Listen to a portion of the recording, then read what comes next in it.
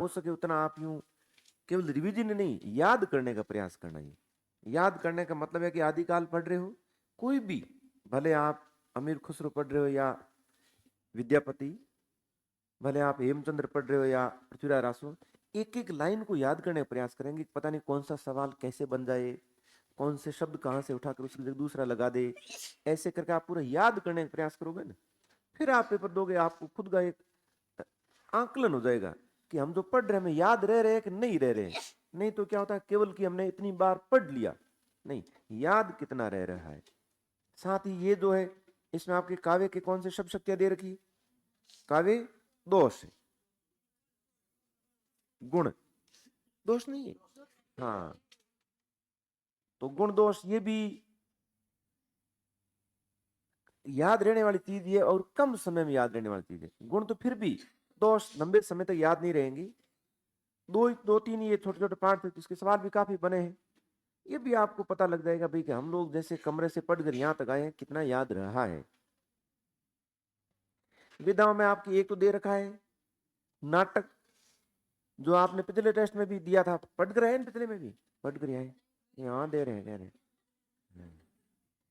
और मेथड्स का जो टॉपिक है, ये मेथड्स में सबसे नंबरिकल टॉपिक है आपकी, निदानात्मक और उपचारात्मक।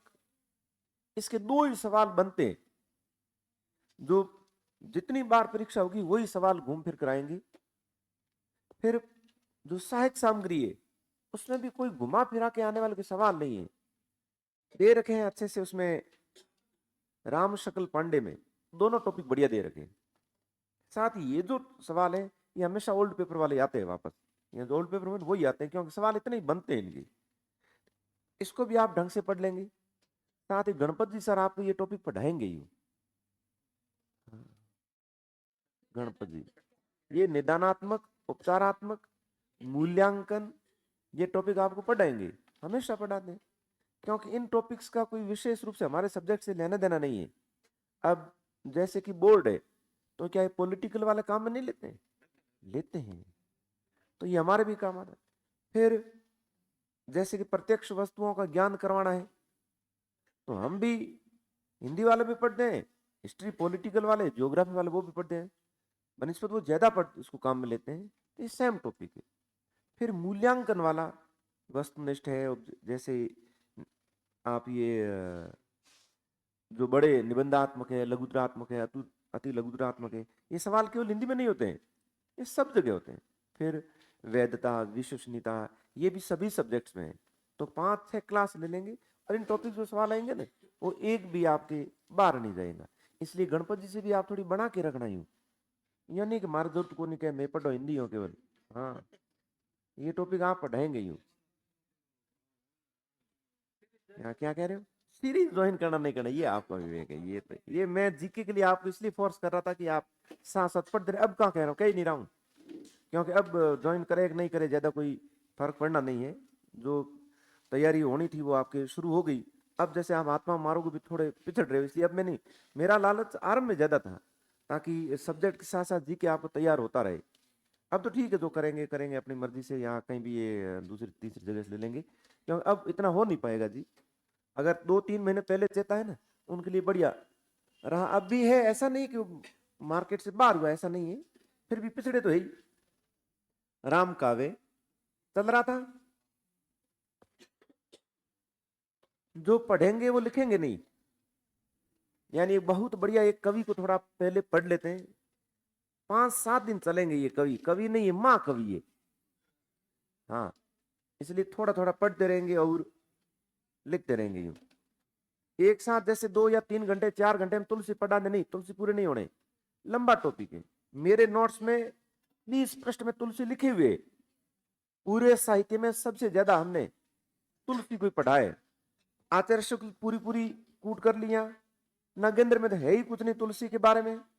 द्विवेदी की एक नहीं 2-3 रचनाएं, उसमें दो ग्रंथों से तुलसी के कथन हमने यहाँ लिख लिए, क्योंकि एपी में कथन आए वो द्विवेदी का आ गए। अब इसको छोड़कर भी जैसे बिम्स महोदय के हैं, या बच्चन सिंह ने भी कहा है, या नगेंद्र ने भी कहा है, और भी आलोचक उन्होंने भी तुलसी के बारे में जो अपनी राय रखी है, गिरियर सर ने रखी है, वो भी कूट किए। फिर बहुत सारे आलोचकों ने तुलसी को कुछ न कुछ कहा है, उपाधि दिए, वो भी लिख रखा है। इतना पढ़ने पर सवाल ये आ जाए, निम्न में से कौन सी रचना तुलसी की नहीं है, या रामचरितमानस की भाषा कौन सी है। ऐसा भी आ सकता है कि सारे सवाल कठिन नहीं आएंगे, लेकिन आपको याद हो जाएंगे पूरे तुलसी। तुलसी को याद होने का अर्थ है कि भक्ति काल में एक राम काव्य धारा आपकी कवर हो गई, भाषा, शैली, प्रवृत्तियां, सारी चीजें आ जाएगी। तो राम काव्य में हम लोग तुलसीदास को पढ़ेंगे थोड़ा। कितने घंटे सुन लोगे? 2 मैं पढ़ाऊंगा, 1 घंटा भर पढ़ाऊंगा, फिर लिखेंगे क्योंकि छूटा हुआ काफी पढ़ा पीछे। 2 सुन लोगे तो और बढ़िया है। मतलब जागते रहकर सुनना है। सुनना मतलब यूं नहीं कि बैठे रहे, नहीं, जागता रहना, सुनना और याद करना। राम भक्त है।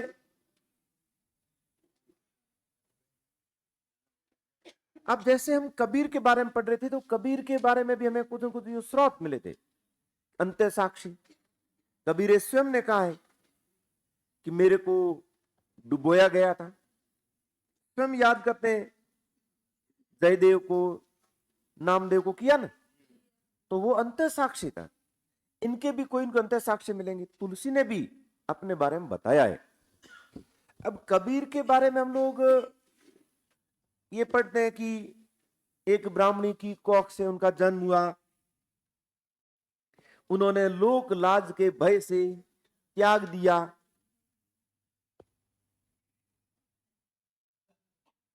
कौन सी किताब पढ़ रहे हो? ये सुन लो, ये कौन सी किताब है? इसमें क्या है? टॉपिक कौन सा पढ़ रहे हो? तुलसी है। इसमें क्या लिखा है? मैं इसे 10 गुना बताऊंगा। देख देख देख। तो कबीरे के बारे में भी हम लोग यूं पढ़ते हैं, उनका बचपन घोर कष्ट में बीता यूं कि माता पिता के बारे में उनकी कोई जानकारी नहीं, एक विधवा ब्राह्मणी की कोख से जन्म हुआ, फिर दूल्हा दंपति ने उनका पालन पोषण किया, धर्म तय नहीं हो पाया। जब रामानंद जी के पास शिष्य बनने गए तो रामानंद जी ने कहा कि आपका परिचय दीजिए, तो परिचय तो कबीर का कुछ था ही नहीं। तो उनको तो रामानंद जी का शिष्य बनना ही था। एक जगह जाकर सो गए जहां से गुरुजी स्नान करने जाया करते, उनके ठोकर लगी, राम नाम कह, और उन्होंने वहीं से राम नाम मंत्र ले लिया, कह रहे। लेकिन उन्होंने अपनी तर्क शक्ति और विवेक के बल पर हमेशा इन जातिवाद को फटकारते रहे, जातियों को हमेशा वो नकारते रहे। ब्राह्मणों को भी कहा कि तुम ब्राह्मण ब्राह्मणी जाया, मैं ठहरा काशी का चूल्हा। मुसलमानों को भी कहा कि दिन में रोजा रखत है, रात अनत है गाय, कह रहे। यानी ठीक है, हम लोगों ने आपको देख लिया दोनों को। तो कबीर एक अलग प्रकार से, उनका जीवन घोर कष्ट में था। सूर्य के साथ भी यही है, हम पढ़ेंगे आगे। अंधे थे और कह रहे हैं एक किसी खड्डे में गिर गए, वहां पर बहुत सारी किंवदंतियां हैं। युद्ध लड़ रहे थे 5-6 भाई, बाकी सारे वीर गति प्राप्त हो गए और आप कुएं में गिर गए। अग्रदास के बारे में पढ़े, सॉरी कृष्णदास के बारे में पढ़ेंगे, वो अलग है। फिर कह रहे हैं उनको भगवान ने बाहर निकाला और उन्होंने कहा कि जिन आंखों से ईश्वर के दर्शन किए हैं, अब उन आंखों से मैं सृष्टि के दर्शन नहीं कर और दुनिया नहीं देखूंगा। और उस दिन उनकी रोशनी चली गई, कह रहे, क्योंकि उन्होंने स्वयं ने प्रण लिया कि जिन आंखों से मैंने भगवान को देखा है, अब उन आंखों से बाकी दुनिया को नहीं देखूंगा। और वो सदैव सदा के लिए सूरांधा एक तरह से पर्याय बन गई। फिर एक जगह रहकर अपना गायन वादन करते, वहां पर भी उनको गुरुजी मिले, वल्लभाचार्य जी। और वल्लभाचार्य जी ने कहा सुनाइए। तो गुरु हाँ सब पतितन को टीको, मतलब मैं हल्के फुल्के धकिया हुए समाज से जो एक तरह से बाहर किए गए लोग हैं, उनका मैं नायक हूं, कह रहे हैं। हाँ पतितन को नायक, पतित गिरे हुए निम्न प्रवृत्ति के लोगों का मैं नायक हूं, कह रहे। इसका भाव ये था, जब अगर कोई आदमी ये कहता है कि मैं ना चीज हूं, मैं कुछ नहीं हूं, मैं किंकर हूं, मैं दास हूं, मैं न के बराबर, इसका मतलब वो न के बराबर नहीं, वो बड़ा है, कह रहे। कबीरा भी कहते हैं, कबीर कूता राम का, मुतिया मेरा नव, गले राम की जेबड़ी, जित खींचे तित जाऊं। राम का कुत्ता हूं मैं, कह रहे। इसका मतलब ये नहीं कबीर सच में ऐसे थे। तुलसी ने भी अपने आप को राम का दास कहा है, कबीर ने भी अपने आप को भगवान का दास कहा है, कुत्ते के बराबर है। तो निम्न लोगों का नायक होने का मतलब है कि मेरी विचार उच्च है, कह रहे। हाँ, भक्ति बदल दी। उन्होंने कहा कि सूर यही कही किया थे कछु भगवत लीला वर्णन करी। पुष्टि मार्गीय भक्ति है जा पर दीनानाथ डरे। तो सूर्य को भी हम लोग पढ़ते हैं, सूर्य का भी बचपन भी एक अलग प्रकार से गुजरा है। कबीरे के बारे में हम लोगों ने पढ़ लिया है। हाँ, जायसी के बारे में ऐसा नहीं पढ़ते, लेकिन उनको भी तो अपमान सहना पड़ा कि आप मुझ पर हंस रहे हो या फिर कोहरे उस कुमार पर हंस रहे हो, क्योंकि वो भी क्या थे, काणे थे, जिनके रूप को देखकर शेरशाह हंसे। तो उन्होंने कहा कि मोई कहा रही, यानी मुझ पर या कुमार पर। ऐसा कोई कहता है, बहुत कम होते हैं। कुंभनदास जी को उन्होंने कहा, जब बुलाया संतन को, कहा सीकरी सु काम आवत जात पनैया घिस गई बिसर गए हरि नाम। इससे आगे क्या करें कि जाको मुख देखत दुख उपजत ताको करीबो परी सलाम कह रहे। जिनका मुंह देखने से दुख व्यापता है, आज उनको सलाम करना पड़ा, बोलिए क्या काम है। अब ऐसा कह दे उसको क्या कहेंगे, भला आदमी पाछ जाके और लोग सुन लेंगे, तो जो लोगों में शंका वो भी खत्म हो जाएगी।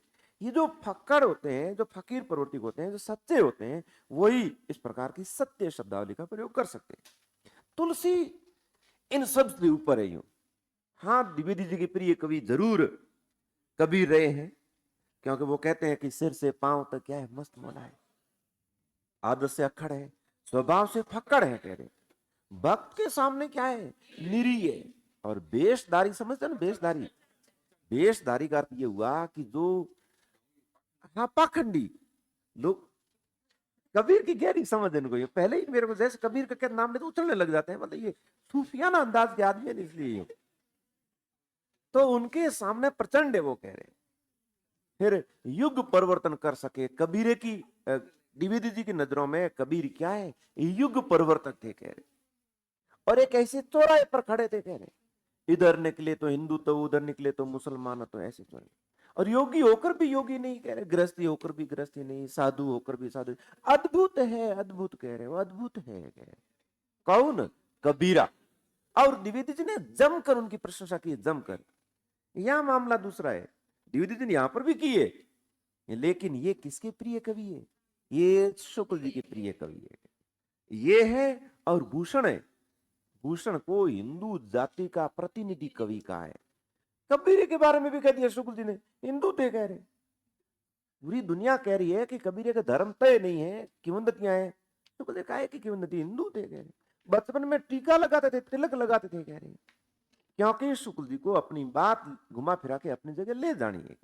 रामविलास शर्मा की आलोचना पढ़ोगे, वो किसी की भी आलोचना करेंगे मध्यम वर्ग को बीच में ले ही आएंगे, क्योंकि वो इस वर्ग के आलोचक है, वो वामपंथी। तुलसी के बारे में बहुत सारी किंवदंतियां हैं। दो नाम रहेंगे, अंत्य साक्ष्य के बारे में जैसे बात करते हैं, स्रोत के बारे में बात करते हैं, हमें पता कैसे चलेगा तुलसी कौन कहां कहां से आए हैं, कौन गुरु है। तो भक्तमाल तो है ही। एक रहेगा आपके ट्रिक रहेगा बिगो, एक रहेगा रतु, यानी रतु को कहना है तो बिगो आइए बस। यो नहीं कि 7 बजे 8 बजे उठ गए, नहीं। रतु 5 बजे उठे, 6:30 बजे तक कोचिंग पहुंच गए। धीरे धीरे याद करोगे तुलसी को। रतु और बेगो, ये एक बहुत बड़े राम भक्त है, रघुवर दास। रघुवर दास कौन कहे तुलसीदास? ठीक है, कोई बात नहीं। ये है बेणी माधवदास, बेणी माधवदास। भक्तमाल में तुलसी की शिष्य परंपरा दी है, गुरु परंपरा दी है। भक्तमाल किसकी रचना है? नाबादास। नाबादास के शिष्य का नाम क्या है? प्रियदास। रामानंद जी के बारे में किसी को संदेह नहीं है। ठेठ खींचकर कहां से लाए थे? रामानुजाचार्य से। इनके शिष्य अनंतानंद, अनंतानंद के शिष्य कृष्णदास पयारी, अलग निकल पड़ेंगे। अनंतानंद के शिष्य श्रीरंग, इनका बेचारे का कोई बड़ा योगदान नहीं है। और यहां से निकल गए नर हरियानंद। या नर हरिदास, ये एक ही नाम है। इनके शिष्य तुलसीदास, सूर सूर तुलसी शशि, उडुगन केशवदास, अब के कवि खद्योतसम, जहां तहां करत प्रकाश। तो सूरा तो सूर्य है, तुलसी चंद्रमा है, ये अलग है।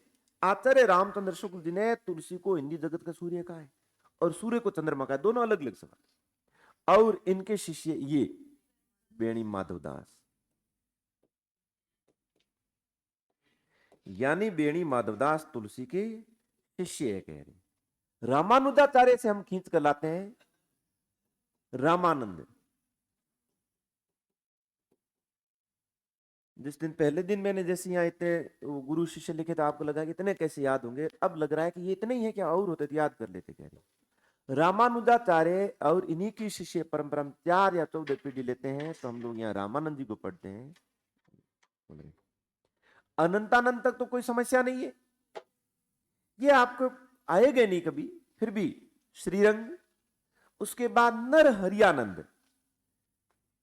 जिस प्रकार से तुलसी के कबीर के बारे में पढ़ते हैं, कबीर के गुरु रामानंद, मुसलमान उनके गुरु शेख तकी को मानते हैं। हम लोगों ने सिकंदर, शेख तकी, कबीर, रामानंद सबको यूं एक प्लेटफॉर्म पर ले आए, समकालीन माना। मुसलमान कबीरे के गुरु शेख तकी को मानते हैं। यहां पर भी आपके एक शेष सनातन रहेंगे। इनसे इन्होंने वेद वेदांग की, शास्त्रों की, ज्ञान की शिक्षा प्राप्त की है। तुलसी ने नर हरियानंद के गुरु है। एक लाइन आएगी जो नर हरियानंद के बारे में आएगी, वो मुनिया नाम की दासी के बारे में आएगी। आप मुनिया दासी ने तुलसी का पालन पोषण किया और नर हरियानंद ने भी तुलसी का पालन पोषण किया।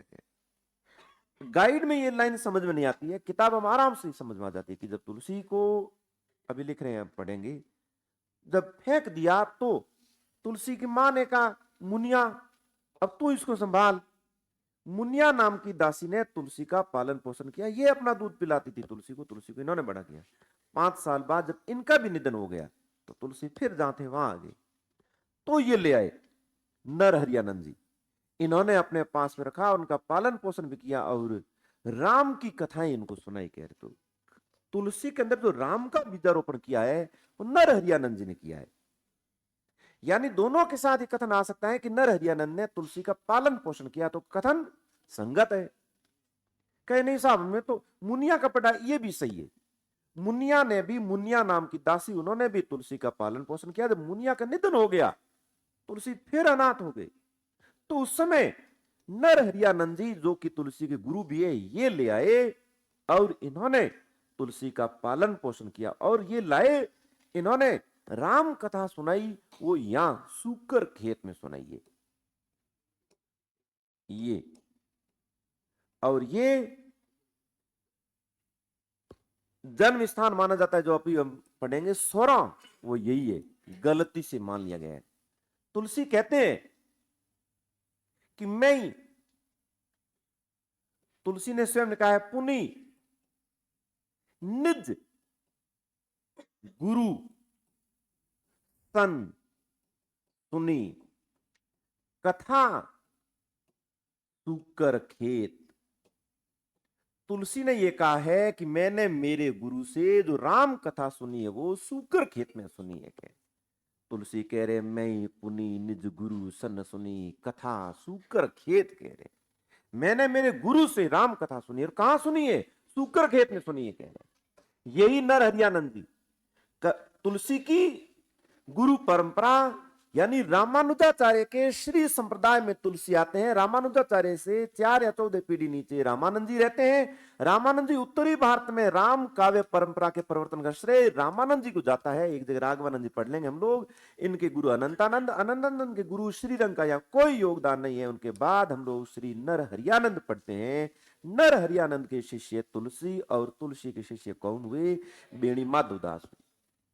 तो बेणी माधवदास ने तुलसी के बारे में लिखा है, वो ये बेगो मूल गोसाई चरित। तुलसी को गोसाई कहा जाता है, गोस्वामी। मूल गोसाई चरित, तुलसी के बारे में लिखा है। मूल गोसाई चरित 2 घंटे का आपने कमिटमेंट किया था, अब जुम्मे जुम्मे 15 मिनट। आपने कहा था नहीं तो मैं तो घंटा भर में छोड़ देता, आपने कहा 2 घंटे हम सुनेंगे। और तुलसी को वो भी, ये तो मतलब रात को अगर 1 बजे क्लास लगे तो दौड़े आए, क्योंकि तुलसी रात का दौड़ गया रहा।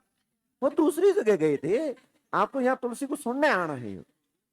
हाँ ये अलग है भाई, तुलसी को सूर्य को और कबीरे को पढ़े और जबकि क्या है, आनी नहीं चाहिए, अभी पढ़ेंगे पता चलेगा। लेकिन वहां का इलाज न आई। तुलसी के बारे में तुलसी के शिष्य बेणी माधवदास ने रचना है बेगो रतु, रतु बेगो आइए। अगर ये याद नहीं रहा तो तुलसी के बारे में आप आगे याद करोगे क्या, पढ़ नहीं पाओगे। यानी बेणी माधवदास ने तुलसी के बारे में रचना लिखी, ये गो मूल गोसाई चरित, क्योंकि आगे लिखेंगे गिग्गो, पहले याद किया था आपने गोगो, यहां लगाना है बेगो, यही तो है, यही ट्रिक है। यहां ग्रियर्सन ने तुलसी को गौतम बुद्ध के बाद का बड़ा आदमी कहा है। अगर ये याद हो जाएगा तो आपकी स्मिथ महोदय याद हो जाएगा, स्मिथ ने तुलसी को मुगल काल का सबसे बड़ा आदमी कहा है। ग्रियर्सन, जॉर्ज अब्राहम ग्रियर्सन ने तुलसी को कहा कि गौतम बुद्ध के बाद इतना बड़ा आदमी कोई नहीं हुआ है। Grierson Gautam Buddha, Grierson Gautam Buddha, Grierson Gautam Buddha या गोस्वामी, गोस्वामी मतलब तुलसीदास, गिग्गो। ग्रियर्सन ने तुलसी को गौतम बुद्ध, यानी ग्रियर्सन ने तुलसी की तुलना गौतम बुद्ध से की है। दूसरा रहेगा ये गोगो, वहां हमने गोरक्ष सिद्धांत संग्रह गोपीनाथ पढ़ा था। और यहां बेगो, बेणी माधवदास ने मूल, ये है हालांकि, लेकिन ट्रिक हमने यहां से बनाया है। मूल गोसाई चरित्र लिखा है, इसमें तुलसी के बारे में लिखा है, तुलसी का जन्म कब कहां हुआ। दूसरे एक और रहेंगे रतु, रघुवर दास ने तुलसी चरित्र लिखा है, तुलसी चरित्र। कबीरे के बारे में, कबीरे के बारे में हमने लिखा था अनंत, नहीं था। कबीरे के बारे में कोई ऐसा लिखा,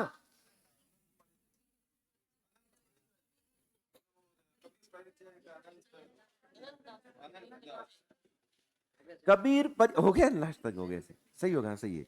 कबीर परिचय अनंत, यानी कबीर के परिचय का कोई अंत नहीं है। ठीक है, याद है, सब याद है, कर लिया, बढ़िया से याद कर लिया है।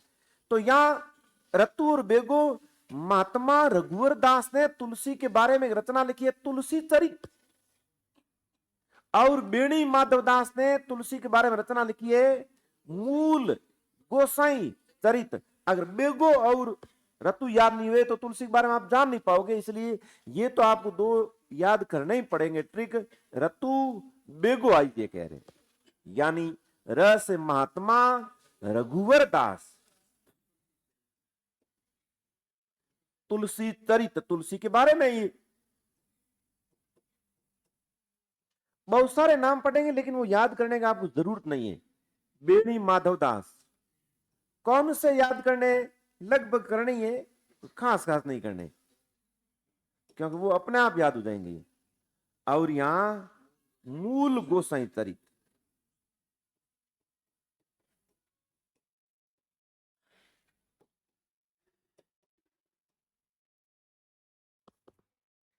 अब तुलसी के जन्म के बारे में एक रहेगा आपके राजापुर, स्थान आएगा सीधा। एक रहेगा सौरों, अभी हमने चर्चा की है। जन्म ये स्थान, और जन्म हुआ कहां, वो सूकर खेत, वो ये जन्म कबीर का, सॉरी तुलसी का हुआ कब है, 1532 में। लेकिन एक पंक्ति मिलेगी 1554 विपे, 80 गंग के तीर, श्रावण शुक्ला सप्तमी तुलसी धर्यो शरीर, या कहेंगे सन 1680, 80 गंग के तीर, वहां पर यही श्रावण शुक्ला सप्तमी तुलसी तज्यो शरीर। एक में तुलसी ने शरीर को धारण किया है, एक तुलसी ने शरीर का त्याग किया है। उन भाई साहब का निधन हुआ तो कूद गए कहाँ, मगर में, जबकि जाना कहाँ चाहिए था, काशी। ये सारे भक्त आपके काशी की हैं, और वो कूद गए जाकर, नहीं मोक्ष, कबीर इनका मुझे चाहिए नहीं, और जा पर मगर में। पढ़ा हम लोगों ने नहीं पढ़ा है। इन्होंने ऐसा मतलब बात नहीं की तुलसी, जिद नहीं की, हाँ ऐसे नहीं है, क्योंकि ये थोड़े अलग प्रकार के। तुलसी का जन्म राजापुर में माना जाता है, और कुछ लोगों ने, जिनमें एचपीडी सहित, इन्होंने कहा कि ये बहुत महत्व का स्थान हो, तो भी वजनदार है, कह रहे एक शब्द है, हाँ बात में दम है, यूं नहीं है।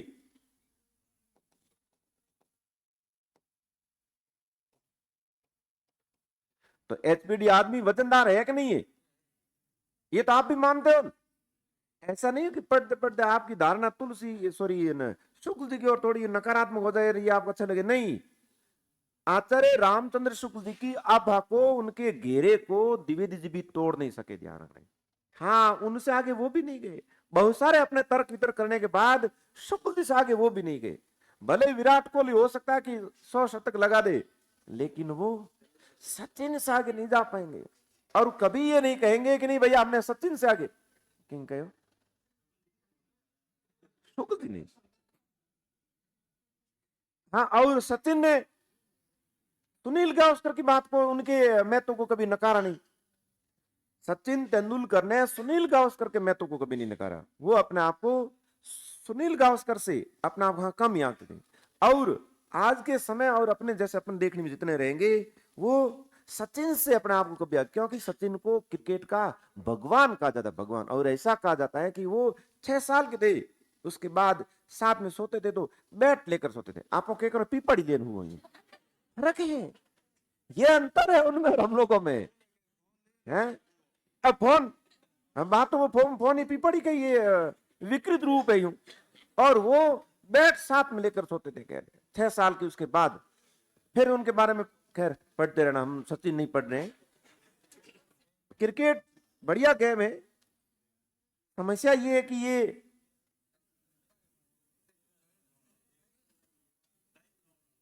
टाइम खाने वाला भी है। थोड़ा आप कभी विचार करना, तर्क वितर्क करना यूं कि कौन कौन से देश खेलते हैं, Kenya, Zimbabwe, Sri Lanka, Bangladesh, Bharat, Pakistan, West Indies, थोड़ा आगे बढ़ते हो, थोड़ा आगे इंग्लैंड, ऑस्ट्रेलिया, न्यूजीलैंड मान लो, बांग्लादेश हो गया। अब आप हॉकी या फुटबॉल जाते हो, जर्मनी, रूस, फ्रांस, अमेरिका, ब्राजील, अर्जेंटीना, वो देश खेलते हैं।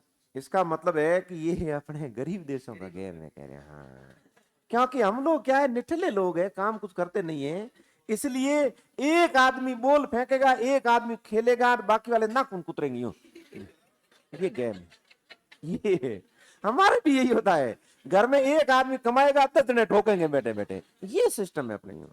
हॉकी में, फुटबॉल में क्या है, सबको मेहनत करनी पड़ती है। इसका मतलब है जर्मनी, जापान, वहां हर आदमी कमाता है। अपने हिंदुस्तान में अलग मामला है, फौजी साहब लाग गया तो फौजी साहब कमाए, बुआ बहनो दो नोनो काको बड़ो, काके बड़ोंगा काको बड़ो बेडो, जितना ये है नहीं, फौजी साहब आया, फौजी साहब आया थे के करो, मेरे पास फौजी साहब आया वो करो कहीं। हाँ, एक आदमी कमाएगा और बाकी सब ठोकने का काम करेंगे। ये हमारा क्रिकेट गेम, एक बॉल फेंकी, एक खेली, बाकी वाला यूं कुछ नहीं करना है। हाँ, थोड़ा थोड़ा दौड़ते होंगे, इसीलिए ये अपने केन्या में, जिम्बाब्वे में, बांग्लादेश में, पाकिस्तान में, श्रीलंका में, इन देशों में फला फूला है। अमेरिका में क्यों नहीं है, इंग्लैंड में है तो इंग्लैंड में पहले वाली बात रही नहीं, फिर भी क्रिकेट का प्रशंसक है, ये आलोचना नहीं की, ठीक है ना। क्रिकेट बहुत बढ़िया गेम है, क्रिकेट तो क्रिकेट ही है, ये तो भारत में अच्छा होना ही चाहिए। आईसीसी का भारत सिरमौर है, भारत सुप्रीमो है, हमने बांग्लादेश बाहर कर दिया, ठीक है ना, ये ठीक है। तो यहां ये रहेगा 1554 विपे, इसका मतलब एक आंकड़ा आपकी ये रहेगा, इससे आप सन समझ निकालोगे ना, ये दूसरा ही जाएगा, यहां से आप निकालोगे तो आपकी 1589, ये तो तुलसी का जन्म यहां माना जाता है 1589 विक्रमी, और एक जगह आपको मिलेगा 1554 विपे, 80 गंग के तीर, श्रावण शुक्ला सप्तमी, तुलसी धरियो तो जन्म लिया, तजो तो उनकी मृत्यु, निधन हुआ। अगर इस प्रकार की कोई पंक्ति आए तो पंक्ति किसके बारे में रहेगी? तुलसी के बारे में रहेगी। यानी तुलसी के दो सवाल बन गए। देखिए, एक तो उनके जन्म स्थान के बारे में विवाद है और समय के बारे में विवाद है। हम लोग प्राय इस समय को याद करेंगे कि 1532 से उलट दो। निधन का मतलब ही है विकेट गिरियो, ये गिरेगा विकेट। 15 के बाद 16 आने, इधर ले आओ ये, इधर ले जाओ ये तुलसी का जीवन काल हो गया। क्या यानी 1532 से 15 के बाद स्वाभाविक 16 आएंगे, इनको आप उलट कर दो, यानी ये हो जाएंगे 2, ये हो जाएंगे 3। तो तुलसी के जीवन काल के बारे में मुझे नहीं लगता किसी को कोई याद नहीं होगा, क्योंकि ये 5वीं 7वीं से हम पढ़ना शुरू कर देते हैं। ये तुलसी का जीवन काल है 1532 से 1623 ईस्वी, 1532 से 1623 ईस्वी। और ये भी अगर आ जाए कोई पंक्ति लिखी 1554 विपे, तो किन के बारे में कहा गया तो भी तुलसी होगा। दोनों की सन और दोनों की संवत याद रखना है। इनमें से भी आप संवत से सन कन्वर्ट कर सकते हो, यहां सन का आपके संवत बनकर आ सकता है, क्योंकि किताबों में ये संवत लिख रखा है, फिर सन बनाया गया है। इसलिए आप एक आंकड़ा याद रखो, 1532 से 1623 तुलसी का जन्म यानी तुलसी का जीवन काल हो गया। दूसरा ये यानी विवाद है। अब रहा जन्म स्थान के बारे में। जन्म स्थान ये किसने माना है? गिरियर्सन ने, शुक्ल जी, बेणी माधव दास, रघुवर दास, राम गुलाम द्विवेदी, बहुत सारे आलोचक है। हमें 2-3 मुख्य लेने हैं स्थान के बारे में। तुलसी का जन्म बांदा जिले के राजापुर गांव में माना जाता है, जो कहां पड़ेगा? उत्तर प्रदेश में कह रहे। दूसरे द्विवेदी सहित कुछ लोग तुलसी का जन्म सौरव मानते हैं। आचार्य रामचंद्र शुक्ल जी ये कह रहे हैं कि सूकर खेत को गलती से ये सौरव मान बैठे थे, जबकि इन्होंने स्वयं ने स्वीकार किया है कि मैं पुनि निज गुरु सन सुनी कथा सूकर खेत, मैंने मेरे गुरु से सूकर खेत में राम कथा सुनी थी। तुलसी ने इस बात को स्वीकार किया है। ये लोग गलती से उसको सौरव मान बैठे और नहीं, शुक्ल जी उधर दौड़ पड़े, कह रहे उधर दौड़ पड़े सौरव की ओर, और ये कहा कि तुलसी का जन्म यहां हुआ है। आचार्य द्विवेदी जी कहते हैं कि देख भैया, कि अगर आप मानते हैं कि नहीं वो अलग बात है, लेकिन चीज तो महत्वपूर्ण है। और ये क्या है? ये वजनदार है, काफी वजन रखता है, इसको आप सीधे यूं नकार नहीं सकते कि सौरों से इसका कोई लेना देना नहीं है, क्योंकि पालन पोषण जब उन्होंने वहां किया तो ऐसा भी माना जा सकता है यहां इनका जन्म हुआ होगा, कह रहे। ये बेणी माधव दास मूल गोसाई चरित, ये तुलसी चरित रघुवर दास, ये तुलसी का जन्म राजापुर मानते हैं। आचार्य रामचंद्र शुक्ल जी भी यही कहते हैं कि सबका सार यही है, सबका सार यही है, तुलसी का जन्म राजापुर में हुआ, कह रहे। ये सभी का सार है। आपके किसके अनुसार ये नहीं आएगा? कभी नहीं आएगा, लेकिन ये तो आएगा ही कि तुलसी का जन्म प्राय राजापुर माना जाता है, और एक अन्य स्रोत वहां जो तुलसी का जन्म माना जाता है, तो आप याद करेंगे स्वर तुलसी का जन्म 1532 ईस्वी माना जाता है। कुछ अन्य स्रोत है वो तुलसी का जन्म, तो आप ये 1514। ऐसे सवाल तो आएंगे, क्यों नहीं आएंगे?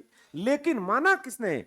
हम लाला सीताराम पढ़ेंगे, महात्मा रघुवीरदास के बारे में, पंडित राम गुलाम द्विवेदी, शिव सिंह सेंगर, आचार्य रामचंद्र शुक्ल, आचार्य हरि प्रसाद द्विवेदी, बहुत सारे स्रोतों के अनुसार मैं लिखवा दूंगा। आपको इतना ही याद करना है कि 2 जन्म स्थान है और 2 आंकड़े हैं तुलसी के जन्म के बारे में, कह रही हूं।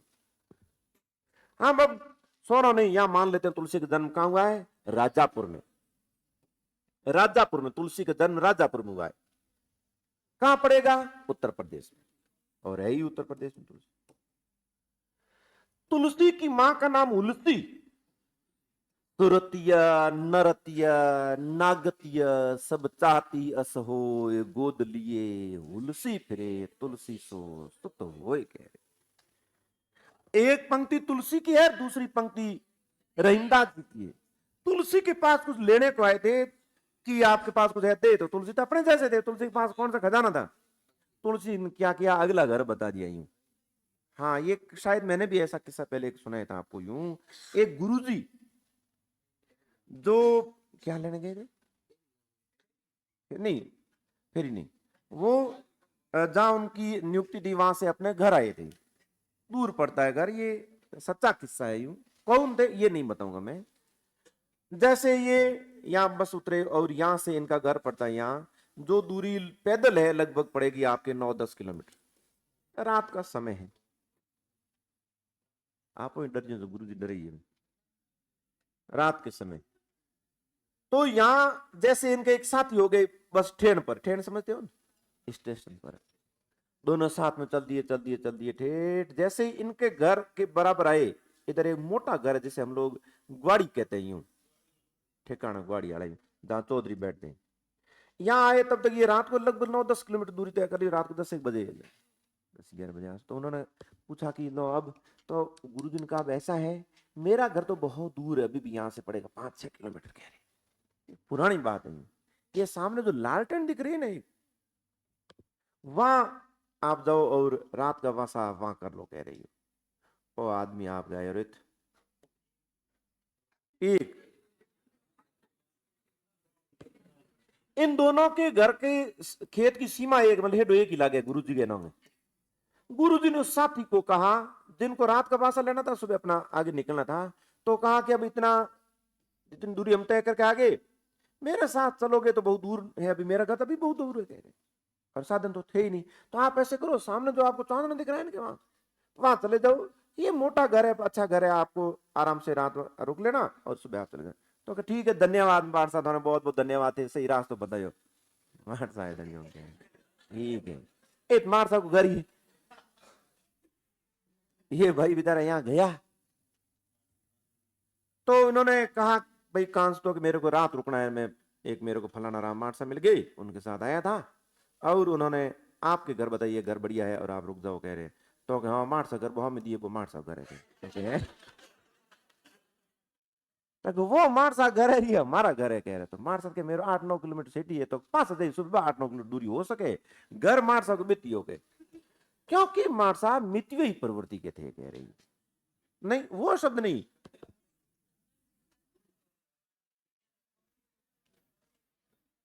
ये कोई इसको काटना पड़ेगा, ये काल्पनिक है, ऐसा है ना एकदम कपोल कल्पित है, क्योंकि अपनी इन उदाहरणों का यथार्थ से कोई लेना देना नहीं है, ये सब बनाए हुए हैं।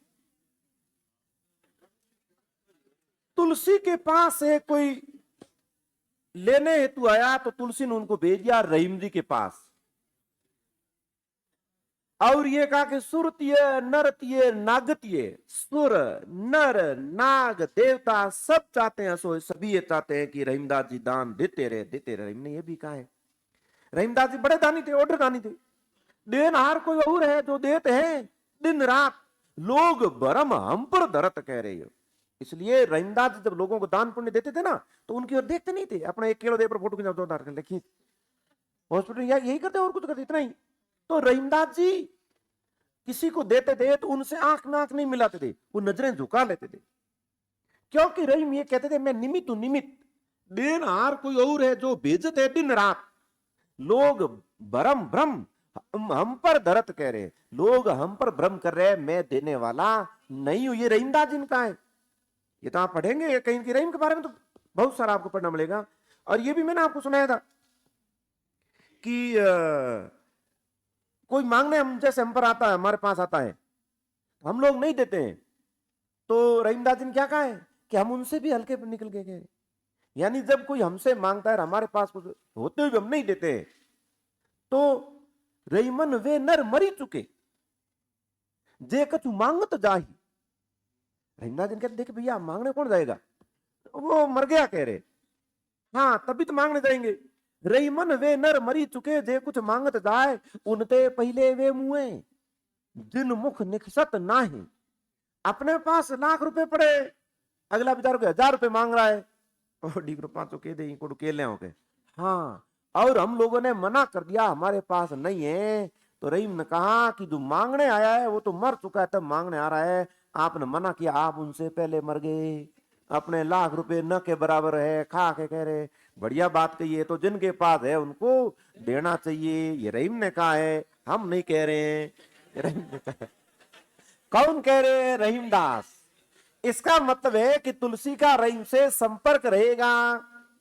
ये मैं पढ़ा रहा हूं, मैं यूं नहीं कि आज पढ़ाना है, कौन पढ़े वे नर मरी चुके, नहीं, हम पढ़ा रहे हैं, हमारा साहित्य चल रहा है, साहित्य घंटा पर चलेगा, उसके बाद अपने इधर आ जाएंगे वापस।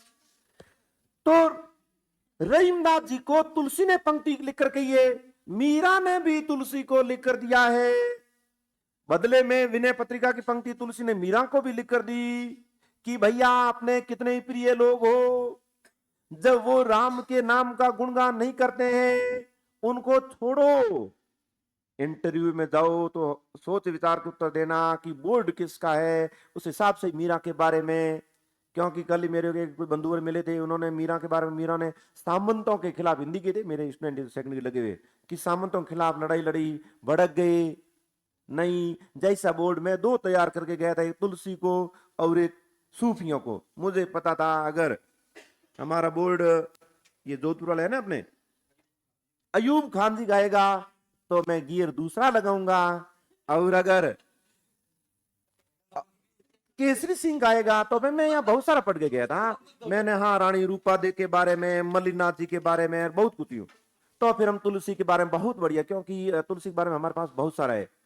अब बीच का किसी गाया तो हम कबीरे को सुनाएंगे यूं, तो कबीरे के बारे में दिक्कत नहीं है। जाते देखा कि अयूब खान जी है, फिर हमने सूफियों के बारे में बताया यूं। तो ये इतना तो तैयार करके आपको जाना होता है कि जैसी परिस्थिति हो उसके अनुसार हम लोगों को गाड़ी का गियर बदलना होता है। ठेपन या सूफी धके पूजे मीरा सूफी बहुत बढ़िया है, मीरा पर सूफियों का प्रभाव था, वो किकर प्रभाव बता के नहीं था, कह रहे नहीं, अगले को प्रभावित करना है कैसे। आपके पास दो चार अलग अलग प्रकार के टॉपिक तैयार होने चाहिए। तो रहीमदास जी को पंक्ति लिखी तुलसी ने, तुरतीय देवता, नरतीय मनुष्य, नागतीय सब जातीय होय। बदले में रहीमदास जी ने तुलसी के बारे में जो पंक्ति लिखी उसमें हुलसी का नाम आया। गोद लिए हुलसी फिरे तुलसी सो सुत होय। इसका मतलब है तुलसी के माता का नाम क्या है? हुलसी है। कह रहे जन्म कहां हुआ तुलसी का? राजापुर में। तुलसी का जन्म कब हुआ है? 1532 ईस्वी में। इनका पूरा जीवन काल 1623 में। कह रहे माता का नाम हुलसी, तुलसी के पिता का नाम आत्माराम था, आत्माराम दुबे, दीर्घ रहेगा। यानी ये ब्राह्मण थे दुबे। एक वेद को जानते हैं उसे कहते हैं द्विवेदी, वेदी। दो वेदों के अच्छे जानकार को कहते हैं द्विवेदी, तीन वेदों के जानकार को त्रिवेदी, और चार वेदों के जानकार को चतुर्वेदी। इनमें दो वेदों के जानकार को दुबे भी कहते हैं और चार वेदों के जानकार को चौबे भी कहते हैं। और अपने एक लोकोक्ति भी है कि चौबे बनने को चले और दुबे बन के लौटे, कह रहे है ना, वो यही है। यानी गए थे आरएएस की परीक्षा तैयारी करने, स्प्रिंग बोर्ड में एडमिशन लिया और चतुर श्रेणी में चयन करवा कर वापस आए हैं। कह रहे ये नहीं आया, वो अलग बात है, वो अलग है। लेकिन गए थे, 1.25 लाख रुपए फीस भरी, छोरो के करे आरएएस की तैयारी करे और हमें सिलेक्शन हो गयो, रैंक का यही 22,000। तो एक बटे कह रहे, यानी गए थे हरि बदन को ओटने लगे कपास। ये सब इसमें हिंदी के विद्यार्थियों कितने आने थे ये सब। तो इनके पिता का नाम आत्माराम दुबे था। यहीं से आपके सवाल बनते रहेंगे। ये पत्तियों जाके दुबे थे। जगह का नाम है मिक्का। एक ट्रिक रहेगा, मिक्का। एक मिक्का एक गायक नहीं है, मिक्का, मिक्का है ना, यही है मिक्का, वो। और मिक्का से आगे रह गए काकी।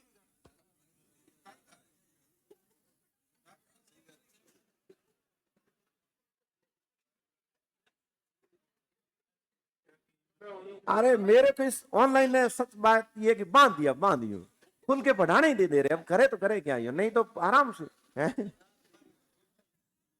कौन काटे, ये थोड़ी कटता, ये जो का वो सब आपने सुन ही रहे हो।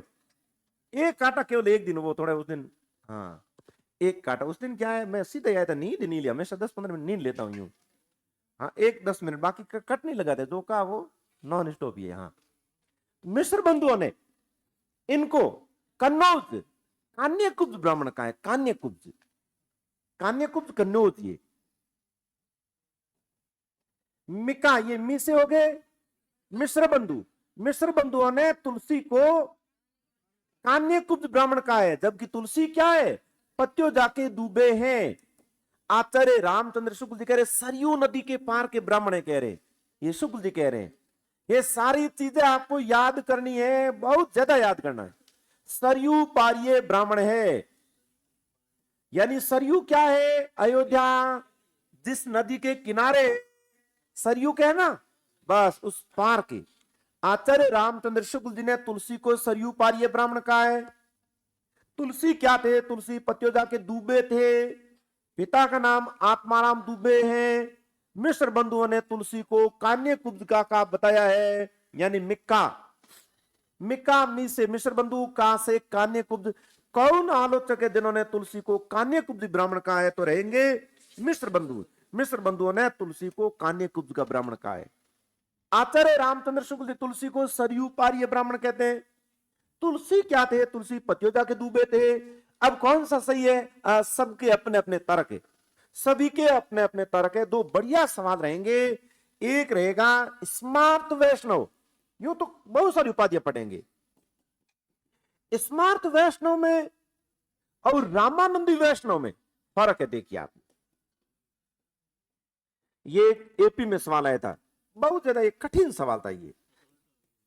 या शुद्ध वैष्णव कहें, हाँ तो है ही। तो तुलसी को आप कट्टर हिंदू नहीं कह सकते, तुलसी को आप कट्टर सगुण भी नहीं कह सकते, क्योंकि ये तो कहते हैं अगुनाई सगुनाई नहीं कछु भेदा, निर्गुण सगुण में कोई बहुत बड़ा भेद नहीं है। इसलिए द्विवेदी जी ये कहते हैं कि भारतवर्ष का लोकनायक वही को हो सकता है जो समन्वय का अपार धैर्य लेकर आया हो, कह रहे। हाँ, यानी आचार्य हजारी प्रसाद द्विवेदी ये कहते हैं कि भारतवर्ष का लोकनायक वही हो सकता है जो समन्वय का अपार धैर्य लेकर आया हो, कह रहे। क्या राम में, क्या कृष्ण में? राम के बारे में रामचरितमानस, कृष्ण के बारे में कृष्ण गीतावली। क्या शिव में, क्या राम में पार्वती मंगल और रामचरितमानस। क्या भक्ति में, क्या योग में इन्होंने वैराग्य संदीपनी भी लिखी। क्या ज्ञान में, क्या भक्ति में इन्होंने रामाज्ञा प्रश्न भी लिख डाले। फिर क्या हिंदू में, क्या मुसलमान ने बरवे रामायण लिख डाली, जो कि बरवे नायिका भेद से प्रभावित है, यानी रहीम से प्रभावित होकर। तो तुलसी ने कोई यूं एकांगी दृष्टिकोण नहीं अपनाया है। इन्होंने पार्वती मंगल भी लिखी है तो जानकी मंगल भी लिखी है, यानी राम के बारे में लिखा है तो शिव के बारे में लिख डाला। शिव और पार्वती के विवाह के बारे में लिखा है तो सीता और राम के विवाह के बारे में लिखा। इन्होंने राम के बारे में रामचरितमानस लिखा तो इन्होंने कृष्ण के बारे में कृष्ण गीतावली भी लिखी, कह रहे। साधु संत महात्माओं के बारे में इन्होंने वैराग्य संदीप ने लिखी, तो ज्ञान के बारे में रामाज्ञा प्रश्न ज्योतिषी गंगाराम के अनुरोध पर भी इन्होंने रचना लिख डाली। इनके मित्रों में रहीमदास जी भी थे, मान सिंह थे, टोडरमल थे, तो इन्होंने रहीम से प्रभावित होकर बरवे रामायण लिखी, जो कि उनकी बरवे नायिका भेद है। किसकी है? रहीमदास जी की है। तो तुलसी ने कोई एक ही पल्ला नहीं पकड़ा, कोई धर्म का पल्ला पकड़ चले नहीं। ये कहते भैया अगुनाई सगुनाई नहीं कुछ भेदा। इसका मतलब है अगर आचार्य रामचंद्र शुक्ल जी ने उनकी स्मार्त वैष्णव का है तो बिल्कुल उनकी समीक्षा एकदम सटीक है, सही है, न्याय किया है। आचार्य रामचंद्र शुक्ल जी ने तुलसी को क्या कहा है? स्मार्त वैष्णव का है। जबकि वियोगी हरि, कौन से वियोगी हरि? वही वियोगी हरि ब्रिज माधुरी सार वाले, जिनकी के सहारा लेकर आचार्य रामचंद्र शुक्ल जी ने अपना हिंदी साहित्यिक इतिहास 1929 में लिखा था ना, वही वियोगी हरि। उन्होंने तुलसी को शुद्ध वैष्णव कहा है या क्या कहा है? रामानंदी वैष्णव है। ये एपी में सवाल आया था उस समय, ये मेरे सहित बहुत सारे लोगों को गलत हुआ, क्योंकि इतना बारीकी से नहीं पढ़ा। उसके बाद तुलसी को हमने जड़ से पूरा पढ़ लिया यूं कि अब किसी के भविष्य में सवाल गलत ना हो। हम लोग केवल इसी को लिए चल रहे थे, तुलसी स्मार्त वैष्णव है, जबकि वियोगी हरि का नहीं भैया, तुलसी रामानंदी वैष्णव है, तुलसी शुद्ध वैष्णव है। शुद्ध वैष्णव, इसमें किसी प्रकार का भेदा भेद या भेड़ नहीं है, कह रही है। तुलसी के जन्म के बारे में पढ़ रहे हो, स्थान के बारे में पढ़ रहे हो, तुलसी की जाति के बारे में पढ़ रहे हो, माता पिता के बारे में पढ़ रहे हो। तुलसी के पिता का नाम आत्माराम दुबे था, यानी ये पत्योजा के दुबे हैं। आचार्य रामचंद्र शुक्ल जिनको सरयू पारिय ब्राह्मण कहते हैं। ओहो, ये क्या लिख डाला? सरयू पारिय ब्राह्मण कहते हैं, जबकि मिश्र बंधु ने क्या कहते हैं? मिश्र बंधु ने कान्य कुब्जी कहते हैं। ट्रिक रह जाएगा आपकी मिका। तो ये क्या है? ये तुलसी के रामचरितमानस में 7 कांड है। बाल कांड से शुरू करके अयोध्या कांड आते हैं, फिर तुलसी को वनवास भेजते हैं, अरण्य कांड, उसके बाद काशी में किष्किंधा कांड लिखा है, अंतिम कांड रहेगा उत्तर कांड। आए लंका से तो उससे पहले लंका कांड, और लंका में भी होता है सुंदर कांड ऐसे करके रामचरितमानस के कितने कांड हुए? 7 कांड हुए। पहला कौन सा है? बाल कांड है। अयोध्या में लिखना शुरू किया था, अयोध्या कांड रहेगा। भगवान श्री राम के बारे में सब लोगों को पता है। भगवान श्री राम राजा दशरथ के ज्येष्ठ पुत्र थे और उनको राज गद्दी पर आज बिठाया जाएगा। पूरी नगरी में ये डांडी पिटवा दी गई है कि राज्यारोहण होगा और भगवान श्री राम जो राजा दशरथ के ज्येष्ठ पुत्र है आज से हमारे राजा कहलाएंगे। तैयारियां होगी, नगर को सजा दिया गया है। एक बार पहले रथ पर भगवान राजा दशरथ और उनकी रानियों सहित कहीं जा रहे थे, रथ का पहिया निकल गया था, राजा दशरथ गिरने वाले थे। रानी कैकेयी ने दशरथ को गिरने से बचाया था। आपको तो पढ़ो कहीं को धड़कान पास बैठा हो, जो राजा थे उनके थोड़ा मामला अलग है। तो रानी कैकेयी ने उनको गिरने से बचाया था। राजा दशरथ ने कहा कि वचन मांग। उन्होंने कहा बिल्कुल, लेकिन समय आने पर मांगूंगी। वचन दे दिया और मांगा नहीं, और वो घड़ी आ ही गई। भगवान श्री राम जो कि परंपरा अनुसार ज्येष्ठ पुत्र और योग्य ज्येष्ठ पुत्र थे, जो कि आज अयोध्या के राजा बनने वाले थे, कैकेयी ने कहा कि याद करो वचन। और राजाओं के बारे में कहा जाए प्राण जाए पर वचन न जाए। बोल क्या है? तो पहला वचन ये है कि मेरा बेटा भरत राजा बनेगा। और भरत कहाँ है? ननियाल है। उस बेचारे को पता नहीं, वो आपके बीच कोई एवढ सराउंड की है भरत।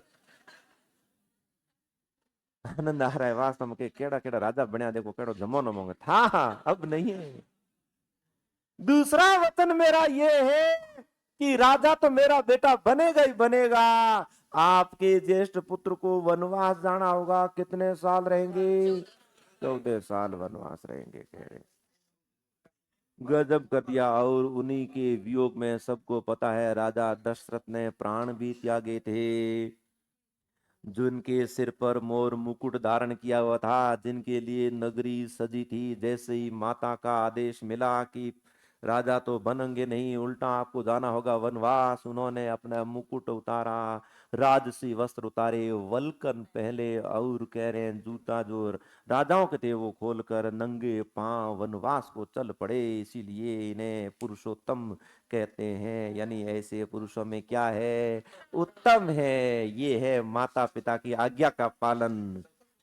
यानी उन्होंने पेड़ पौधों के छाल के बने हुए वल्कल वस्त्र पहनकर, भगवे वस्त्र धारण करके वनवास की ओर गमन किया था। और जिन अशोक मान कहते हैं, ऐसा कहा जाता है कि वो 99 भाइयों को मार कर कह रहे राजा बने थे। अकबर मान की बात करते हैं, इन्होंने भी कह रहे हैं खून पाया तब जाकर राजा बने। फिर नादिर शाह औरंगजेब की बात तो छोड़िए, उसी भारत भूमि में राजा बनने के लिए भगवान श्री राम, और जब उनको राजा बनाने की बारी आती है तो वो माता के आदेश का पालन करके, वो भी वनवास का आदेश, और निकल पड़ते हैं कि भैया भाइयों को बना दो। और वही भरत जब आते हैं कि माँ आपने क्या किया, कह रहे, फिर भी कह रहे नहीं, दोष माँ का नहीं, दोष मेरा है। कह रहे माता को भगवान ने मिस बहाने भेजा है हमारे भाइयों के बीच में। और वो जब भगवान श्री राम से मिलने जाते हैं तो जिस रास्ते से भगवान श्री राम उस रास्ते से वो भी जाते हैं, वापस आकर कहते हैं कि जहरीले जीव जंतुओं ने अपना जहर त्याग दिया। कह रहे हैं बिच्छुओं सांप ने अपने जहर त्याग दिया, और पृथ्वी स्वयं सकुचा रही थी कि उबड़ खाबड़ वो सीता जिस रास्ते कैसे चलेगी। और उसने भगवान श्री राम को अपने लोगों ने कह रहे वनवास भेज दिया। कह रहे और राजा श्री राम भरत श्री राम से जाकर अनुनय विनय करते हैं कि भ्राते वापस चलिए। तो कि नहीं, माता की आज्ञा की अवहेलना हो जाएगी, मैं नहीं चलूंगा। और भरत वापस आकर राजगद्दी पर सब लोग जो कहते हैं कि उन्नति, उन्होंने भगवान श्री राम की खड़ाऊ को रख दिया, और सामने नदी के किनारे अपनी कुटिया बनाकर भरत भी वही रहने लगे थे। क्योंकि जहां श्री राम जब उनके बड़े भाई कह रहे हैं नीचे सो रहे हैं, कुटिया में रह रहे हैं, मेरे को हक नहीं है महलों में रहने का, कह रही हूं। और उनकी पत्नी मांडवी भी, जब उन्होंने भी देखा कि जब मेरे पति नीचे सो रहे हैं तो रात को 10 बजे तक जब दीपक बुझता नहीं था, उससे पहले वो खाना नहीं खाती थी, कि अब मेरे पति कह रहे सो गए तो रात को खाना खाती थी। हम लोगों को क्या होता है, खाना बना ठोक ले हो जी आप ही आए जिम लेके बापू नडी के रात के 11-12 बजे आए के। जोरदार है भाई भैया। तब तो सीता और राम की पूजा हो रही है, तो अपनी खुद की पूजा करे, तो फर्क है दोनों में, रात दिन का अंतर है। इसीलिए श्री राम है और हम है। तो राम को तो वो जाने जिन्होंने राम को पढ़ा है भैया। ये श्री राम जी की महिमा न्यारी है। और कैसा भाइयों के प्रेम था, कैसा प्रेम था। सबको पता है रावण के पास ताकत ज्यादा थी कि नहीं थी? बहुत ज्यादा थी। 2 लाख रुपया भाव है सोना। ये तो होनो नहीं, करने नहीं, होनो नहीं। हाँ नहीं है, मेरे पास तो नहीं, आप पास होगा, हो सकता पुलिस साहब कोड़े है डोरा ठोकड़ाई हो। लंका थी उनकी, लंका सोने की स्वर्ण नगरी थी। जब युद्ध होता है, रावण जब मरने के कगार पर होते हैं, तब रावण यही तो कहते हैं राम को। क्योंकि जब उनके महाभट सारे मारे गए, बेटा मारा गया, केवल मंदोदरी बची है और रावण बचे हैं। अब रावण का अंतिम बस समय उनको निकट आ गया, क्योंकि उनको राम के हाथ में मरना था, तभी तो उनका मोक्ष होगा। तब रावण कहता है कि देख राम, धन तेरे से मेरे पास ज्यादा है, क्योंकि मेरे पास लंका नगरी है, मेरे पास राज्य है, मेरी खुद की सेना है। तेरे पास राज्य नहीं तो क्षत्रिय होते भी तेरे पास बंदरों की, भालुओं की सेना है। फिर कहते देख शिव मेरी मुट्ठी में शक्ति की मैंने आराधना कर दी, भगवान की मुझ पर कृपा है, तेरे साथ कोई नहीं है। बस राम, फर्क ये है कि तेरा भाई तेरे साथ है और मेरा भाई भी तेरे साथ, इतना ही फर्क है। बस ये है, कह रहे ये अंतर है तेरे और मेरे में। कह रहे मेरा भाई मेरे साथ नहीं है, क्योंकि विभीषण कहां चल पड़ा था? राम जी के वहां आ गया। और तेरा भाई लक्ष्मण तेरी भुजा बनकर तेरे साथ है, कह रहे। और जब लक्ष्मण मूर्छित हो जाते हैं, तब भगवान श्री राम क्या कहते हैं कि हे लक्ष्मण, तेरी मां ने जब मेरे को सौंपा था, तब तेरा हाथ मेरे को ये दिया, अब मैं वापस जाऊंगा और तेरा का नुकसान हो गया तो मैं मुंह कैसे दिखाऊंगा? तब वो कहते हैं सुत बित नारी, जग में कोई बहुत बड़ी हानि नहीं है। यहाँ थोड़ा तुलसी ने क्या है, लपेट लिया है नारी को यूं, हाँ, कि सुत विद अरु नारी। ये तो आपने पढ़ा बालखंड में। वो एक वो हाथ उठाना वो दूसरा है, ये दूसरा है कि पुत्र चला जाए, वित्त धन चला जाए, नारी चली जाए, संसार में कोई मोटा नुकसान नहीं है। दुनिया में बार बार मिल सकते हैं, लेकिन भाई बार बार नहीं मिलेंगे, कह रहे हैं। इसलिए मैं तेरे को खोना नहीं चाहता हूं, कह रहे। आलोचकों ने यहां से निकाल लिया कि तुलसी ने चपत लगा ली नारी की, जबकि तुलसी ने इससे आगे भी एक और पंक्ति कह डाली है। कौन सी?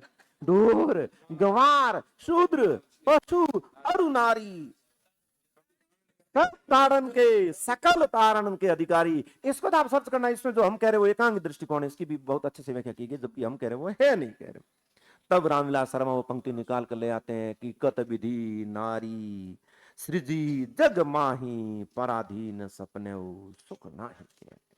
ऐसा नहीं है कि तुलसी ने तारण के अधिकारी का, नहीं भैया। कह भले कितने तरीके से नारी कह रहे सज धज कर जाए, लेकिन जब तो पुरुष के अधीन है, तब तो वो क्या है, उनके जीवन में सुख नहीं है, कह रहे। यानी तुलसी ने नारी स्वतंत्रता की भी घोषणा कर डाली थी। ये तो राम कथा है, पूरी नहीं होगी, क्योंकि रामायण कोई पूरी हुई है क्या? तो नहीं लगे कि भले मती हो, लेकिन राम कथा का आनंद अलग है। तो है ही भैया, है ही है, कैसे नहीं है। आप पास होगी, मेरे पास है, रामायण है मेरे पास, तुलसी की रामचरितमानस है, पढ़ू बोले मती, लेकिन पढ़ी आड़े मरा गुड़ी, पढ़ी तो है ही, घर में तो है कम से कम। मोटे राम भक्त ऐसा नहीं, लेकिन तार्किक बौद्धिक बल पर चलते हैं, इसलिए ढिंडोरा नहीं पीटते। बाकी भगवान श्री राम तो सबके आराध्य। पढ़, मैंने पहले कहा ना, जिस दिन तुलसी को कबीर को पढ़ा, उस दिन तोला किसका धारण किया था? कबीरे का। और आज किसको पढ़? राम को। तो तोला किसका धारण किया है? हाँ, तुलसी को पढ़ राम का तोला धारण किया है, क्योंकि बात को आप तक पहुंचाने के लिए उनके साथ तादात्म्यकरण करना पड़ता है। इसीलिए इसे ही तो रस की अनुभूति कहते हैं। चलो इधर आइए, कहां पढ़ रहे थे? कोई बात नहीं, मुझे याद है, मुझे सब पता है। अरे मुझे पता है हम लोग किसको पढ़ रहे थे। यानी पिता के बारे में, इनकी जाति के बारे में, इनके वंश के बारे में पढ़ रहे थे। अब देखिए तुलसी का जन्म, यानी माता पिता, जन्म कब हुआ, कहां हुआ, किस जाति में हुआ। अब तुलसी ने जन्म के बारे में क्या कहा, देखिए। जिस प्रकार से कबीरे का बचपन घोर संकट में बीता, सूर्य का भी ऐसे ही हाल हुए। तो तुलसी का, लास्ट वाला लाइट बंद कर दो, तुलसी का बचपन भी घोर संकट में बीता है। तुलसी का जन्म, माता का नाम तुलसी, ऐसा कहा जाता है। तुलसी का जन्म अभुक्त मूल में हुआ है, जिसे हम लोग कहते हैं करडा नक्तर। ये करडा नक्तर कहते हैं नक्षत्र, अभुक्त मूल का अर्थ यही है। और तुलसी का जन्म हुआ तो तुलसी 5 साल के बालक के जैसे दिख रहे थे। दांत आए हुए थे। अगर कोई बच्चा जन्मते ही आपको 5 साल का लगे तो लोग डर के भाग जाएंगे, केवल मां बच्चे दोनों बचेंगे वहां पर। तुलसी 5 साल के जैसे थे। तुलसी के पिताजी को ये खबर पहुंचाई कि साहब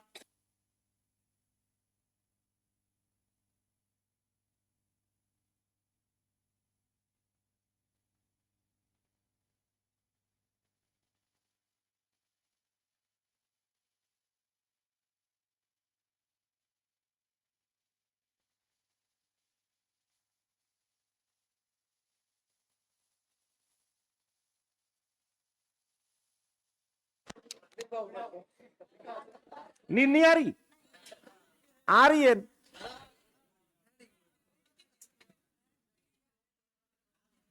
तुलसी का जन्म हुआ, तुलसी 5 साल के बालक के जैसे लग रहे थे। तो तुलसी के पिताजी गए पंडित जी के पास, यानी महाराज के पास गए, का साहब हमारे बेटा हुआ है। महाराज ने टिप्पणों देखे, बतायो कि ऐसा है, बड़ा होकर नाम रोशन करेगा। आत्माराम जी खुश हुए, लेकिन एक बात बड़े है कि क्या है, हो सकता है आपके वंश का कह रहे सत्यानाश करते बन के जरूर करेंगे, क्योंकि नकारात्मक बात पहले घर करती है। हमें अगर कोई कह दे कि इस बार आपका 100% सिलेक्शन हो जाएगा संदेह, और कह देगा हम क्या तार पक्को ही तो क्लियर ही है कि होना है कौन, हाँ सकारात्मक बात है वो घर नहीं करती है, नकारात्मक बात पहले घर करती है। तुलसी के पिता जब किसी पंडित जी के पास गए, उन्होंने कहा कि बच्चे का नामकरण करना है, तो उन्होंने कहा कि बच्चा बड़ा होकर आपके परिवार का नाम रोशन कर सकता है, और दूसरा भी है कि हो सकता है कि ये ऐसा न भी कर पाए। तो इनको लग गया कि नहीं करेगा, यही बात सही है कह रहे, और इन्होंने तुलसी को फेंक दिया।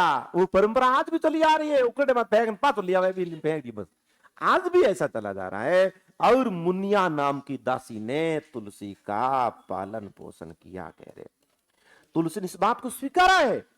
कवितावली में तुलसी ने इस बात को स्वीकारा है कि मातु पिता जग जाही तजो जन्मी, विधिहु न लिखियो कछु भाल भलाई कह रहे। तुलसी ने कहा कि मेरे माँ बाप ने मेरे को जन्म लेते फेंक दिया, और विधाता ने भी मेरे किस्मत में कोई बहुत बड़ा लिखा नहीं है कह रहे हैं। तुलसी ने कहा है मातु पिता जग जाही तजो, माता पिता ने संसार में आते ही मेरे को क्या किया, त्याग दिया कह रहे। मातु पिता जग जाही तजो जन्मी, जन्म लेते ही विधिहु विधाता न कछु लिखियो, ना कुछ लिखा है बाल भलाई, और मेरी किस्मत में भी विधाता ने कोई बहुत कुछ नहीं लिखा है। कौन सी रचना में आएगा, कवितावली में। कवितावली में लिखा है, कवितावली, गीतावली, दोहावली, अवली अवली जितनी भी रचना है ये ब्रज भाषा की है। कवि गंग की कवित सवैया पद्धति थी, तो कवितावली में कवित है, सवैया है, छप्पे भी है। कवितावली अवली अवली जो लगेगी वो आपकी ब्रज भाषा की रचना है, ब्रज भाषा, यानी गीतावली है, कवितावली है, विनय पत्रिका भी है, सॉरी वो अवधि की है। और दोहावली, दोहावली में दो है, गीतावली में गीत है, पद है, कवितावली में कवित, सवैया, छप्पे भी है, जो कि 10वीं कक्षा में आपके लिखा है। तो कवितावली में लिखा है कि मातु पिता जग जाही तजो जन्मी, विधिहु न लिखियो कछु बाल भलाई। एक विनय पत्रिका की पंक्ति रहेगी, उसमें लास्ट रहेगा औ डेरे।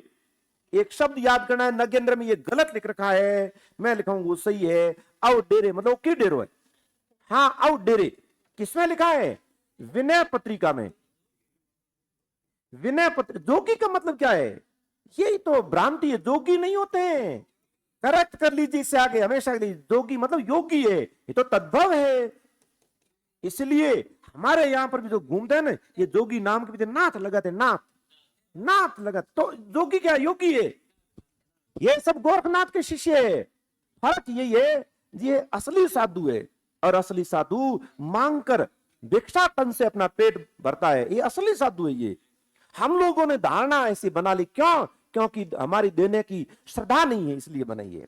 हम दे नहीं सकते, हम कमजोर हो गए, इसलिए हमने इनके प्रति एक नकारात्मक धारणा बना ली, जबकि हुई तो असली साधु है। ये तो मांग कर भिक्षाटन ही है साधुओं के लिए, कि सुबह और शाम के लिए आप इकट्ठा नहीं करोगे, सुबह पेट भर लिया, शाम को देखा जाएगा। ये जोगी यानी योगी है। ये इनमें और गोरखनाथ यानी अपने योगी आध्यात्म कोई फर्क नहीं है। वो केवल एक, हाँ, मठ के प्रमुख होने के साथ साथ एक सत्ताधारी आदमी है, और ये बेचारे अभी भी पुरानी साधु परंपरा।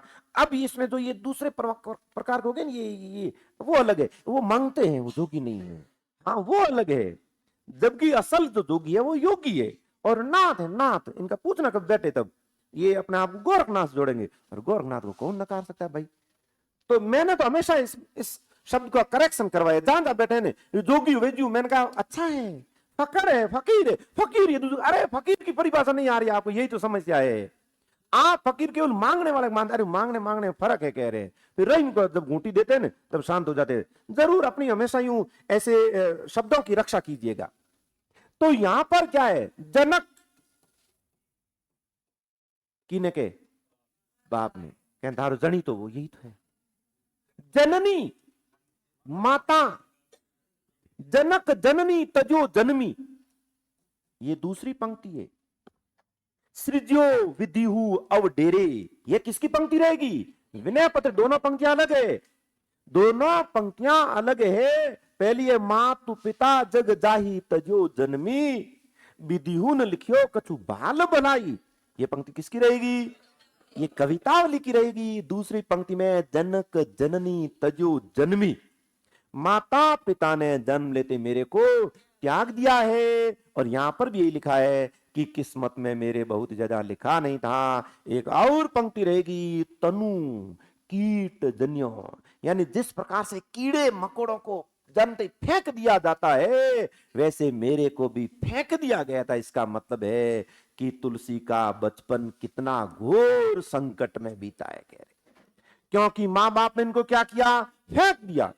मुनिया नाम की दासी ने इनका पालन पोषण किया, और जब मुनिया का भी निधन हो गया, नर हरिदास ले आए और उन्होंने सूकर खेत में पुनी, सुनिए मैं ही पुनी, निज गुरु सुनी तन सुनी, मैंने मेरे गुरु से क्या है, कथा सुनी है। कथा सुनी कहां, सूकर खेत, यानी मैंने मेरे गुरु से सूकर खेत में कथा सुनी है।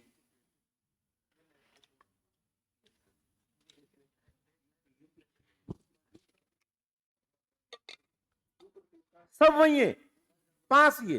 दौड़ पड़े तुलसी बटो के शुक्ल, वहां कहेंगे वो दौड़ गए। सबसे पहले लाला सीताराम ने अपनी संपादित अयोध्या कांड में लिखा है यूं, हो गया तुलसी का बचपन घोर संकट बीता, तुलसी का पालन पोषण मुनिया नाम की दासी ने किया, और नर हरिदास बाद में ले, इन्होंने पालन पोषण किया। नर हरिदास ने इसको राम कथा सुनाई, शेष सनातन से इन्होंने योग की शिक्षा, ज्ञान की, वेद की, वेदांत की, वेदांगों की शिक्षा प्राप्त की है। अब तुलसी का विवाह हो जाता है, किससे होता है, दीन बंधु पाठक की कन्या, बड़ी विदुषी थी, रत्नावली। तुलसी दिख रही हो, हाँ हाँ हाँ, विवाह, सांसारिक व्यक्ति था अपनी तरह ये भी। फिर कभी पढ़ना आप अमृतलाल नागर की, उन्होंने तो और अच्छा लिखा है तुलसी के, फिर जो वैराग्य उत्पन्न होता है वो। और ये किंवदंती हम लोगों ने पहले सुनी है। रत्नावली जब अपने नैहर पियर गई, तुलसी इधर है, भाई साहब तीन वाली पकड़ी बस, और यहां गए तो उफनती नदी बीच में आ गई। उस तुलसी को अपनी पत्नी का प्रेम, इस नदी तुलसी की बाधा नहीं बन पड़ी, तुलसी कूद पड़ी, नदी पार कर कूद पड़ी। एक आनो छोटा मोटा कोई नाला नदी आवे बिन थई तुलसी जो पार कर लियो कहीं को। हाँ, उफनती नदी को तुलसी पार करके गए। कहां गए हैं, रत्नावली के यहां परपोटा था।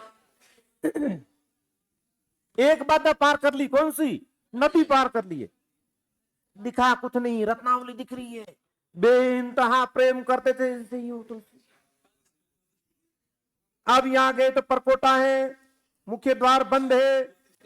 तुलसी ने यहाँ एक रस्सा था उसको पकड़ के, मैंने पहले ही पढ़ा रखा था, निकल गए, सॉरी घर में गए, रत्नावली को जगाया, भला आदमी आयो के तो बंदो ऊपर उठप गयो।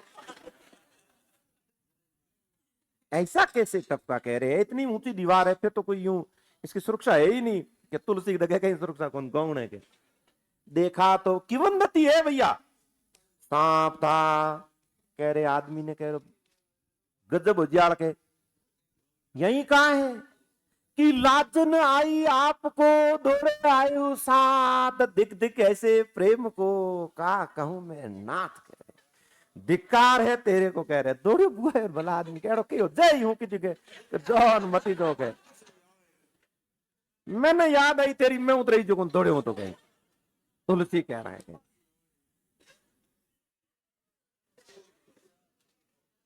नदी तो के नदी वदी कुछ नहीं, सब आज तो मेरे को कोई नहीं रोक पाए, सांप भी नहीं रोक पाए, नदी तो है ही क्या। कह रहे रत्नावली ने अपनी बात कह दी, आदमी सबकी सुन लेता है लेकिन पत्नी की बात उनको हमेशा क्या लग जाती है। यही कारण होते देखो कई बार यो जगह मोटा मोटा डॉन हुए नहीं, मैं गाड़ी चला नहीं रहा भिगो मिन्नो बैठा रही हूँ, इसका कारण क्या। परिवार साथ में तो नहीं, जब परिवार साथ में घर वाले साथ में ना तब आदमी क्या है। अब नहीं तो जो देखे उसको दिए कोनी के चक्को सीखनो कराए की करके, मतलब जाना को टायर सीखना हो तो ही रहे दिन है, ऐसा लग रहा है। और जैसे ही अगर कोई घर वाले पत्नी वगैरह बैठ रहे दिन तो बैठो रही हो आप सीधे हड़ो चला हिल ही नहीं हो, कारण बस वो कह देगी नहीं हो दिए को नहीं किए तो चला नहीं पाओ, नहीं तो कह दियो तो गयो पेंशन आदमी एकदम। बस पत्नी की बात आदमी को लग जाती है हमेशा यूं। इसलिए तो देखा नहीं अपने राजा थे, राजा कौन बीसल देव, उड़ीसा के 12 साल तक बोंगे हाथी घोड़ों की सेवा की। बार उनको पता चल गया कि आदमी राजा है, कोई क्षत्रिय है। कह रहे फिर कह रहे तू आया किधर से, तो आयो मेरी कहानी खतरनाक होना। तो फिर उन्होंने बहुत सारा उनको धन धाने देकर वापस भेजा है। कह रहे और बीसल देव रासो लिखा गया है। तो यहां पर भी ऐसा ही हुआ है, यहां पर भी रत्नावली कहती है कि लाजन आई आपको दौड़े आई साथ, दिक दिक ऐसे प्रेम को का कहूं मैं नाथ। अस्थि कर्म में देह मम, हड्डियां चमड़ी शरीर, जासो लगाई प्रीत, तासो श्री राम में तो नह भव भीत। कह रहे उन्होंने कहा कि आपने जैसी मेरी चमड़ी में, मेरी हड्डियों में, मेरी शरीर में जैसी आपने प्रीत प्रेम किया है, स्नेह किया है, अगर आप वैसा ही स्नेह अगर श्री राम से कर लोगे तो आपके अंदर का भय समाप्त हो जाएगा और तुलसी से तुलसी दास बन गए। तुलसी रात को 11-4 बजे भी तो पास आए रहो, हमें बंदे देख तू खटको गए और बंदा वैरागी हो गया। उसके बाद तुलसी से तुलसी दास बन गए और बाल ये मुंडा लिए, तुलसी ने केवल एक लट रखी और रामचरितमानस फिर तो राम के बारे में जो लिखा वो कल पढ़ेंगे भैया, आप तो इधर आओगे।